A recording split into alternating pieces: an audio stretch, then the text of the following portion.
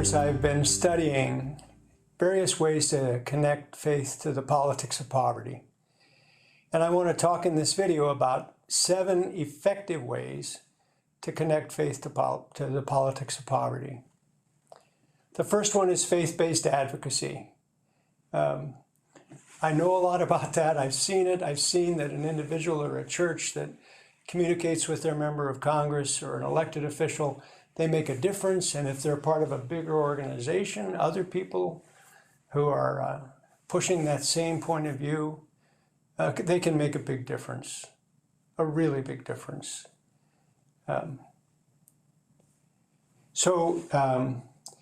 especially want to recommend Bread for the World. I love Bread for the World now under new leadership. And if you join, I guarantee you, if you're active for a year, if you follow it for a year, you'll find it valuable and stay with it for years to come. There are other effective advocacy networks. We've talked about the Episcopal Public Policy Network. In Virginia, somebody mentioned that at the Virginia legislature, a way to do that work is that there's the Virginia Interfaith Center on Public Policy. And I know it too. It's a good organization. A second effective way to connect our faith to politics clearly is to get involved in elections. That's when we make the directional decisions about how the country's going to go for the next year, the next 2 years, the next 6 years. So we need to be involved and actively involved. Now, because I was doing bipartisan advocacy for so many years, I haven't been very involved in electoral campaigns. But I'm learning fast, and there are 3 things I am sure about already. One is that I think we need to elect Democrats this year. We need to, especially for Congress. If we want to help people in poverty, we need to maintain and increase the numbers of Democrats in the 2 houses of Congress. It's really important. I've worked in a bipartisan way for years and years and years.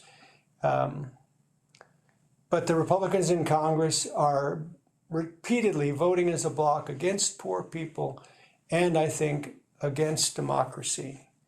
The dominance of Trumpism in the Republican Party just is frightening to me. So in my judgment, for now, we need to elect Democrats. A second thing that I'm pretty sure of is that political campaigns mainly need money. They need volunteer time. They need people to go door to door and do other work for the campaign. But the main way that they can influence what people are thinking, what questions they're asking, is through TV advertisement, internet advertisement, and both those things take substantial money. And most Americans don't contribute anything to electoral campaigns. It's only 20 or 30,000 Americans who give anything to candidates. And they are almost all pretty wealthy people and corporations. So we get what we get. We ought to have campaign finance reform, but in the meantime, we can give according to our ability. We can give. The proportion of election financing that's coming from small contributions is going up. And we can continue that trend by giving. I think giving to campaigns is as sacred as giving to church. We ought to do it. The third thing I want to mention is the special importance of protecting the vote and mobilizing the vote of people of color. Groups across the country are trying to do that. State legislatures have taken actions to try to discourage people of color from voting. We want them to vote. We want them to weigh in on what they want. So I donate to the Skinner Leadership Institute, led by Barbara Williams Skinner. I know her, I know their work, and I think they're contributing in a good way to the mobilization of African American, in particular, African American voters. A fourth thing we can do is to build advocacy into institutions, into different types of clubs, societies, organizations, companies. Companies have charitable themes. It can be overcoming hunger, it can be helping some other aspect of poverty. And then the company also can be involved in advocacy, make grants to advocacy organizations, or go themselves with the church groups to speak up for poor people with Congress. When I was at Bread for the World, we knew that churches couldn't by ourselves possibly change the politics of poverty enough to get to the end of hunger and poverty. We needed the other sectors of society, so we helped to set up the Alliance to End Hunger. It's still going. It's now got 100 organizations, wide array of organizations, charities, but also businesses, universities. And together those 100 organizations do advocacy on hunger issues. They also self-consciously learn about how to build advocacy capacity into their ongoing programs.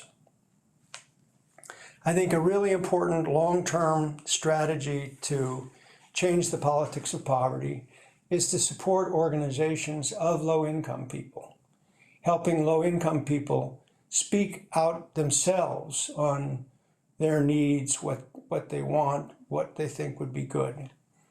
I'm inspired by the network of faith-based community organizations across the country.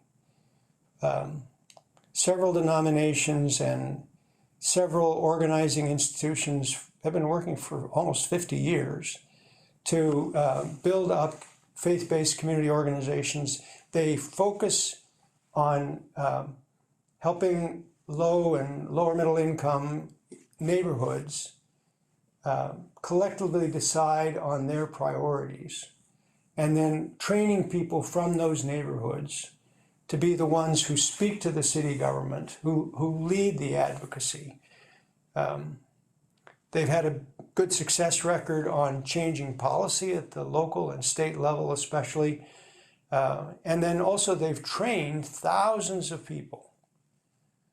Another thing I think that's helped us to, we now have a country where more low-income people can be organized, can be active in politics, are active, is the internet. The internet gives everybody a chance to learn about policy issues, political issues. And so I think the internet is one reason why more people voted in the last presidential election than ever before in history. Some voted for Trump, some voted for Biden, but more poor people voted, and near poor people, they voted. They decided what they wanted, and I think that's a big step forward. Then there's the Poor People's Campaign. It's a relatively new, very visionary, long-term movement that looks to build a national network of poor and near poor people who will lead change against poverty and a wide range of related issues. Support for low-income people, organizations of low-income people. Now, my fifth, sixth, and seventh points, I'll be shorter. On number 5 is faith and justice work in our faith communities. So I'm a Lutheran pastor. I'm proud that the Lutheran Church has, for 50 years, focused in a diligent way on hunger in the world, hunger in our country. And from the beginning, they have been clear that assistance is needed. Also needed is partnership with the communities that we're assisting, working with. And then also, we need public policy change. That's just been part of the message. My wife and I are part of an Episcopal church, so I've seen over the last few years especially, really impressive work to teach us and Episcopalians all across the country about the structures of racism. I've seen it. It's made a big difference in the thinking and life of a number of people I know. Doing faith and justice work in our faith communities takes energy, takes time. We need to keep the doors open, and then we need to do the work to have good quality programs that help move people. So that's a fifth line of work that I think is really impactful. A sixth thing is we need to reach out across the divides in American society. We're so divided, racially, by class, and especially by politics in a bitter way. I think the Spirit of God in us urges us to connect with people with whom we may disagree violently. And listen. That's the most important thing, to really try to understand. My experience is usually people are pretty decent, and we've got reasons for thinking what we think. And if we're going to have sustained progress against poverty, we need conservative-leaning people, liberal-leaning people to together find ways to make the necessary changes. If a person with whom I disagree has some common faith with me in Jesus, for example, that can be a bridge, a connection point. So I think faith communities can be one place where people talk across the divides. And then the seventh effective strategy is one that we talked about in the last video, the last class, and that is, surprisingly, that the gospel is powerful. The gospel of God's forgiving love for the world, that is a powerful way to get to a more generous politics. So let me see if I can remember them. One, in order. One, faith-based advocacy. Two, working in elections. Three, building advocacy capacity into all kinds of organizations. Four, investing ourselves in supporting organizations of low-income people. Five, faith and justice work in our religious communities. Six, reaching out across the divides in our society. And seven, believing and sharing the gospel.